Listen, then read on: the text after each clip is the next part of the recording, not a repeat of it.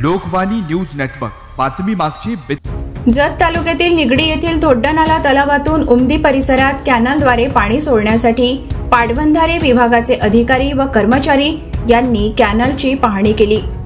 अनेक वर्षांपासून कॅनलद्वारे पाणी न सोडल्याने कॅनलमध्ये काटेरी झुडपं लागलेली आहेत, तर काही ठिकाणी ही कॅनल शेतकऱ्यांनी बुजवले आहे. अशा सर्व कॅनलची पाहणी पाटबंधारे विभागाच्या अधिकाऱ्यांनी केली आहे. काटेरी झुडपे काढून ज्या ज्या ठिकाणी शेतकऱ्यांनी कॅनल बुजवले आहेत ते लवकरच काढून धोड्डनाला तलावातून जत पूर्व भागातील उमदी परिसरात कॅनलद्वारे पाणी सोडण्यात येणार असल्याचे सांगितले.